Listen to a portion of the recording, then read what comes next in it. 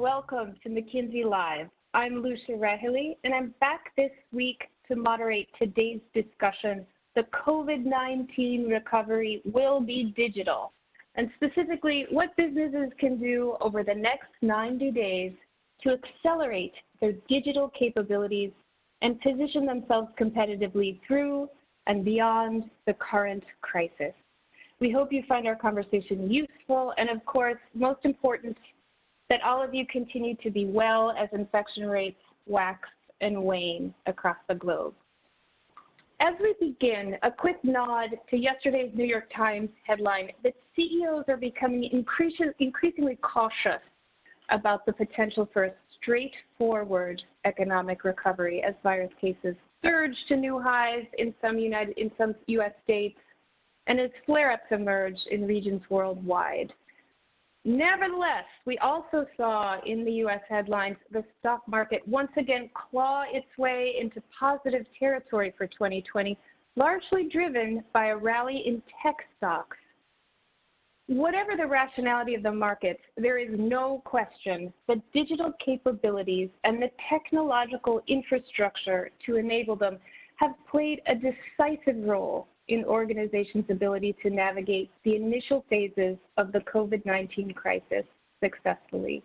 And as the crisis lingers on and the confounding and precarious interval of uncertainty continues, the organizations that act quickly to advance their digital agenda will be best positioned not only to survive this crisis, but to thrive once it finally abates.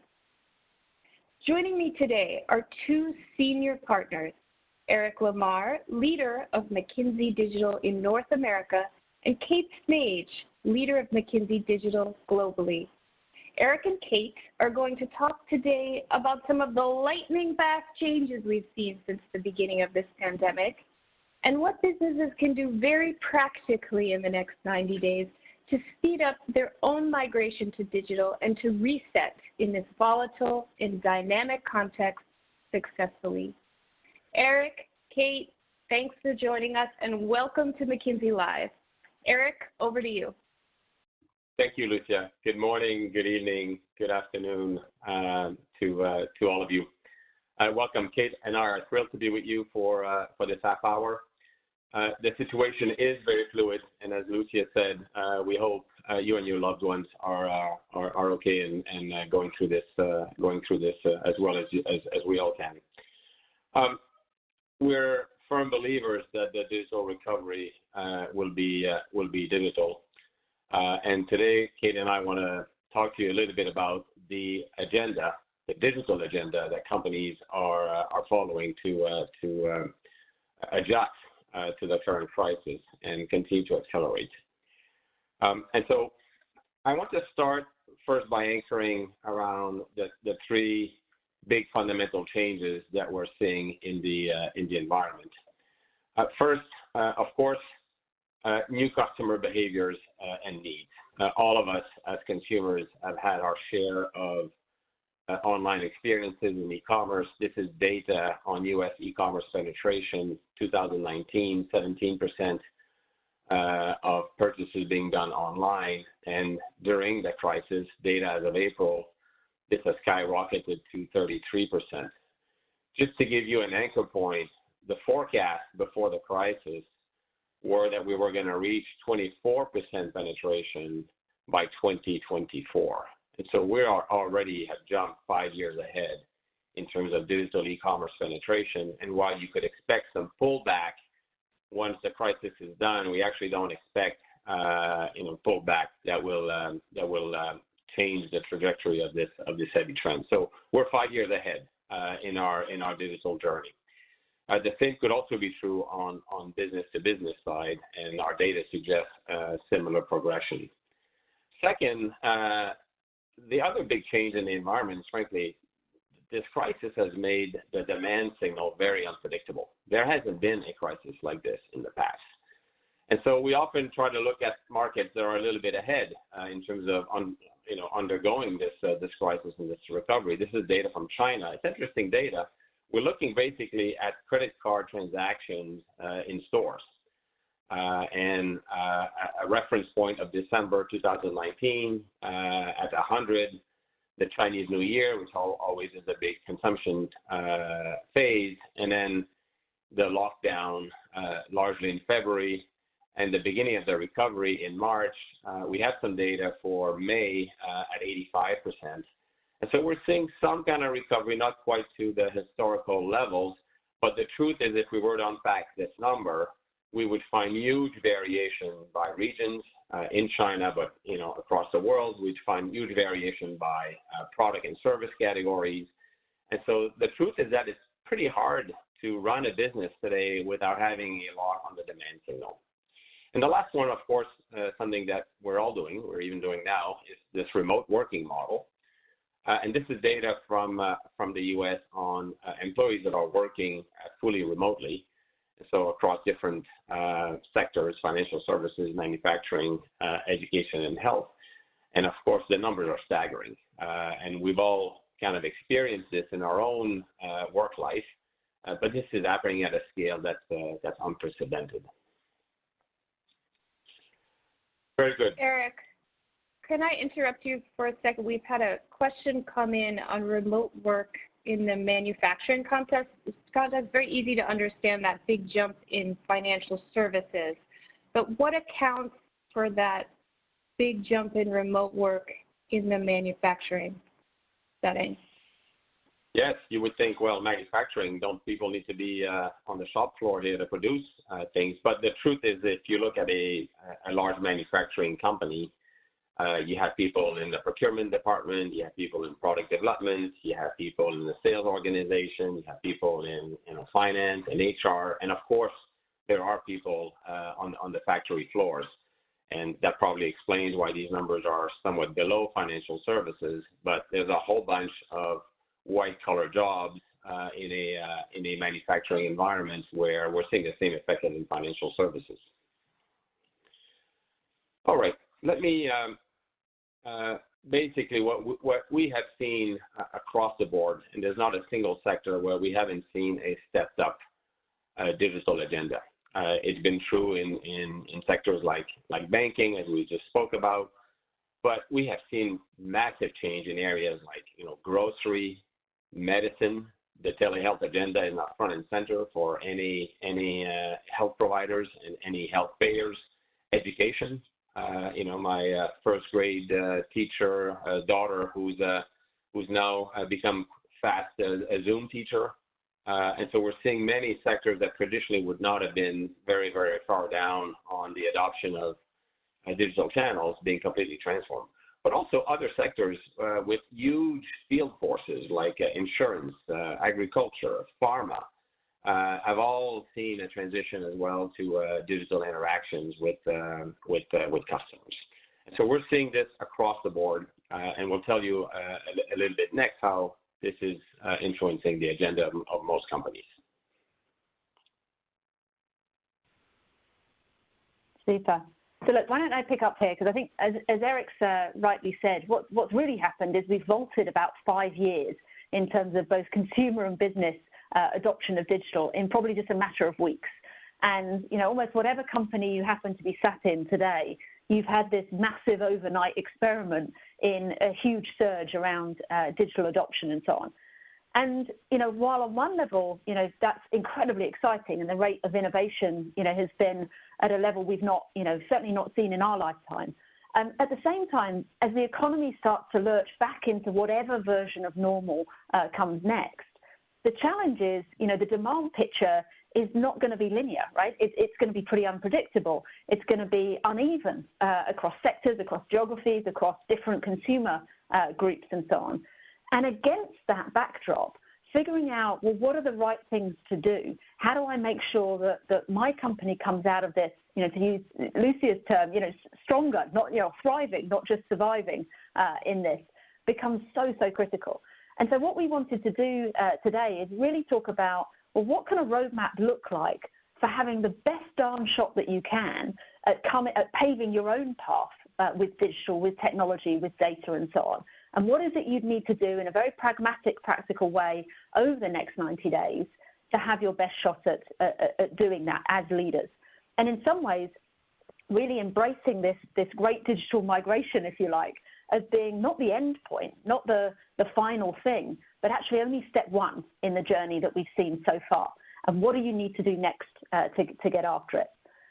So let me go dive into number one first, because we're going to go through each of these four in turn and just offer a few thoughts and suggestions based on what we're seeing other companies do.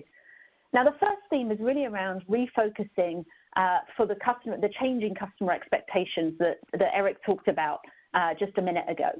And really, if you're wherever you're sat in your world, whether you're B2B or B2C, frankly, really anchoring on, well, how have your consumer needs changed? And I don't just mean how did they change, this week and it's going to spring back like an elastic band, but what are the sustained changes here? How can you figure out what were weak signals that just got accelerated through the crisis, and what is genuinely new behavior that you're going to have to create innovation to satisfy going forward? So if you can get an anchoring on the insights of how consumers have changed and how fast that has happened. The second then is, how can you be sure that you're going to move faster against those changes relative to your competitors?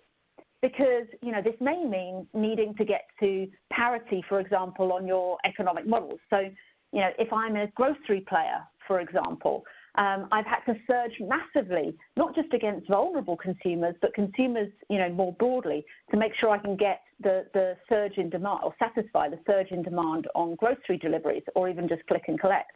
But I've probably done that at the expense of my economic model, because it was already a challenge around picking costs, around delivery, drop density, and so on.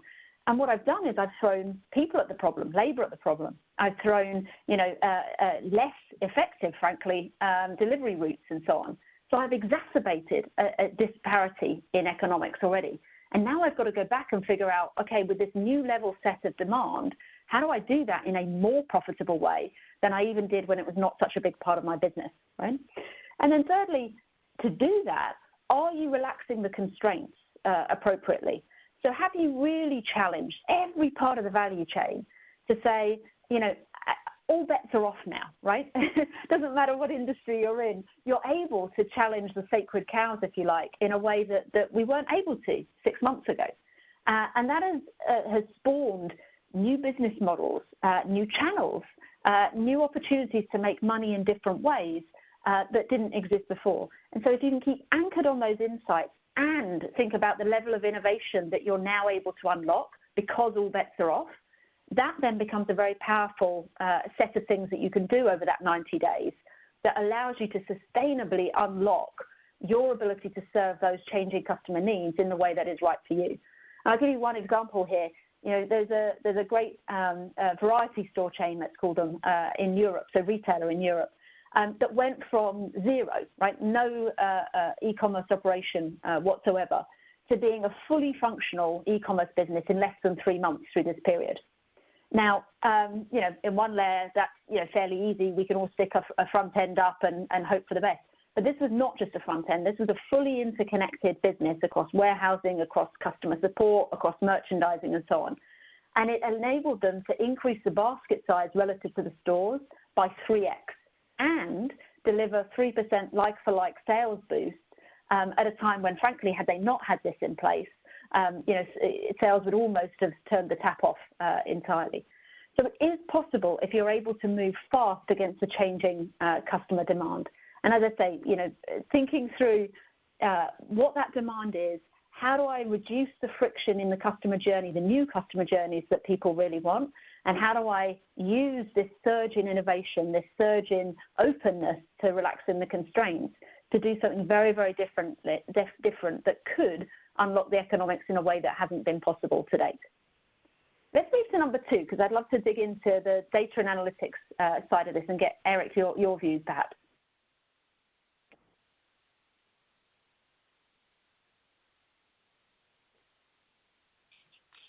Very good. Thanks, Kate.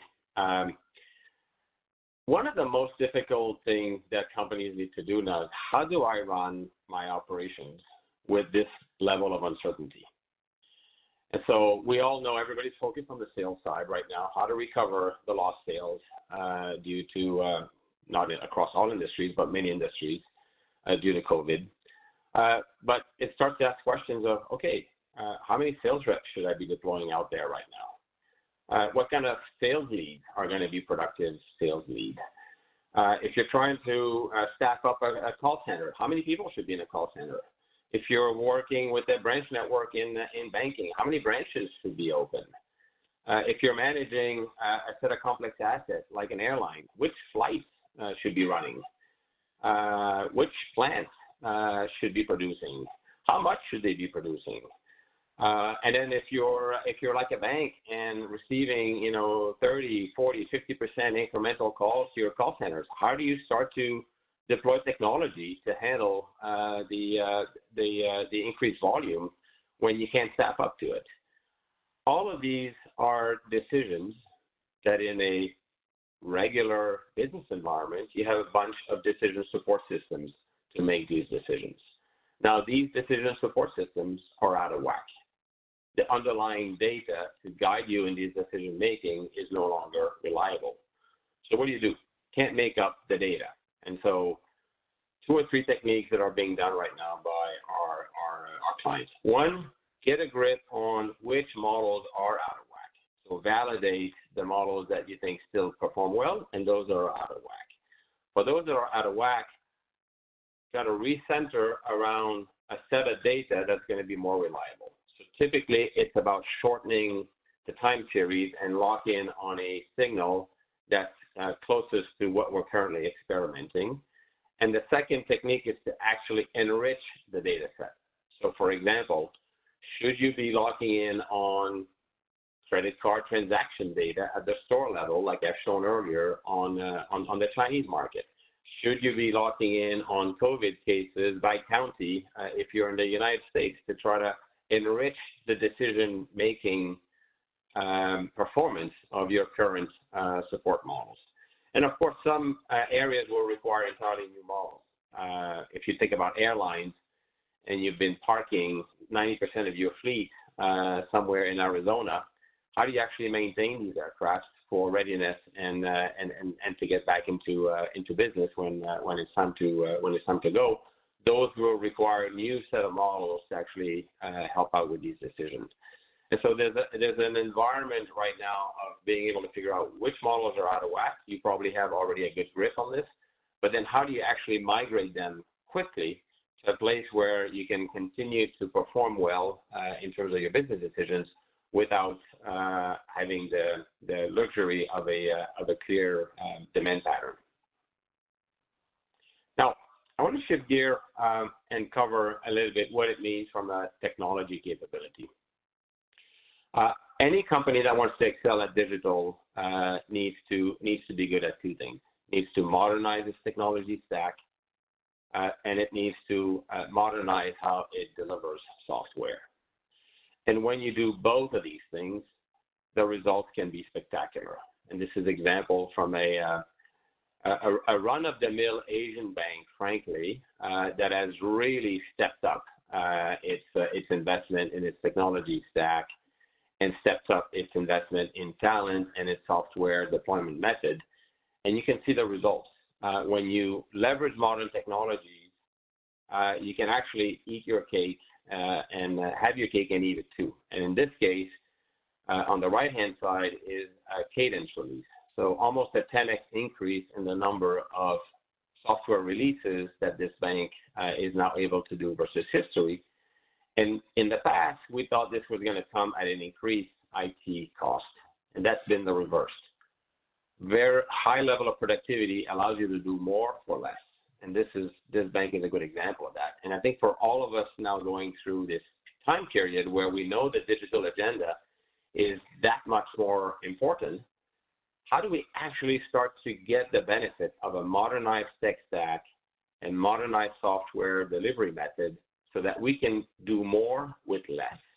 Do more with less, but in a shorter time frame than what's shown here. So how can we take a 4-year program and start to boil this down to 18 to 24 months? So let me maybe offer a couple of suggestions on the next page. A lot of companies need to now look at their IT cost structure and say, how do I free up some of the costs that are embedded in my cost structure in light of less demand. And so variabilizing the cost structure and looking at ways to actually extract some costs that you can reinvest in the following areas. Moving to hybrid architecture, basically being able to move to the cloud, new code, and your data environment so that you can really accelerate the speed of delivering digital solutions. Adopting modern software delivery processes, being able to release software daily, weekly basis versus quarterly and yearly basis. And that acceleration is critical to actually be able to keep the pace up in terms of software innovation and delivery for your customers. And then talent. Talent is probably the most difficult part of this. We know that moving to a hybrid architecture can be much more rapid. We know that automated software delivery can be fairly rapid now, certainly accelerated versus the example I gave you previously. Building the engineering talent remains the biggest roadblock. And this is where the time scales are hard to compress. And so this is one area where we advise our clients to really get on an agenda to build the engineering talent base that's going to be required to accelerate the digital agenda. Kate, back to you. Super. And I can see there's some absolutely awesome questions coming through the Q&A as well. So I'm going to try and pick up a few of these as we go. It's the perils of only half an hour on this. So we'll see if we can connect offline as well with some of you. But the fourth element here is really about the organizational drumbeat. And, some of you have made some great comments in the chat around, Zoom, just adoption of Zoom or adoption of WebEx or whatever does not denote or is not evidence of adoption per se in the senior management team. And you're absolutely right. For me, this is much, much more and much deeper culturally than just, were we able to use a few digital tools because we had to, right? This is actually about how do you start to rewire the organization for speed, for the metabolic rate at which you can work at, as opposed to just, as I say, sort of adoption of a few cursory tools which may or may not, stand the test of time. And the reason I like this example, this is taken from the telco sector. We have a survey tool that we use for completely different purposes, by the way, called Agile 360. And it basically measures along the x-axis here the degree of agility of a company, right? And then on the y-axis here, we've taken the reaction time in launching some form of crisis-related new product or service in the sector. Now, this, for me at least, this is quite stunning linearity in terms of those companies that that are deemed more agile in the way that they work. Not just they have a bunch of teams sitting in a digital factory, but that the whole organization is able to work cross-functionally, that they've started to adopt, smaller teams working against agile principles across the whole organization. Those companies that were rewired for that have been able to move much faster against the new opportunities as they've come up in the crisis. And I saw the question from, and I apologize if I pronounce your name incorrectly, Renya, where you said, are digitally mature companies more able to handle the crisis better than others? Well, this data would say yes, right? And also, by the way, what we're seeing certainly coming out of Asia, if you take them at the sort of front end of the curve on this, those companies that were already rewired for digital before the crisis are coming out much stronger, much faster in terms of the recovery curve as well. Now, what does this actually mean? Like, how do I organize? How do I change the organizational drumbeat? I think there are just a couple of things that I keep in mind around this. The first is almost looking at your whole business and saying, well, where would, if you like, digital execution drumbeat or COVID speed, where would that make a real difference in terms of velocity? And how can your more digitally native teams that you've got within the business, how could they be set up to support that? Right? Whether that is re-looking at, all of the things that you've got on your plate and saying, if these ones would really benefit for it, how do we repivot the organization, towards using those resources in a better way? The second then is looking at remote work, and a number of you raised questions in the chat about remote work as well. Where can that benefit unleashing of productivity versus needing to be together as teams? And we're certainly finding, for the ability to bring expertise and to amplify that expertise over more places you know, in a shorter time frame and so on. That is much easier to do remotely. Sometimes actually bringing together teams that had not worked across the organization before because they've been sat in silos, they've been, you know, sat together and that was the way that they worked. Those types of teams are able to come together better under remote working conditions as well. And by the way, we certainly see that within McKinsey. It's much easier to get some of our best experts to go and have, you know, 15 meetings with clients in a day as opposed to be constrained by their physical location and where they can actually be. And so there's certainly elements of that. And then I think, you know, the third is then how do you crystallize the changes that you want to make there into what, you know, could be only termed as a new operating model for you. And, you know, what we're seeing a lot of clients ask is, how do I bottle what's really worked here?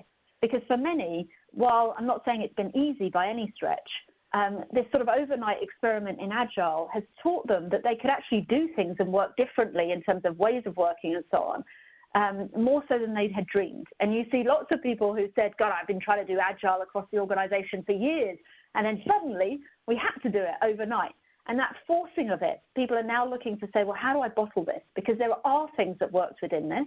And I want to be able to make sure that this doesn't just ping back to a new way of working. A number of you have also asked about upskilling and so on, and also within the B2B context in this frame. A lot of this is also about not just changing the way that the organization is wired, but you have to teach people new skills. Exactly to the gentleman that made the point around Zoom not being the marker of success here. It's absolutely right. You have to teach people how to use these new tools, these new techniques and so on, and how to work differently in order for that to stick.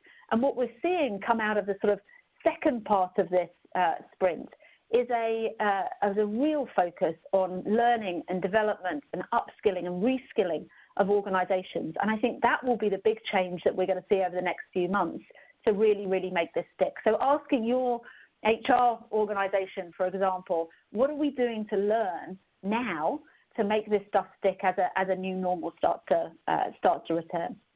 So let me just flip, because I know we're getting very short on time now.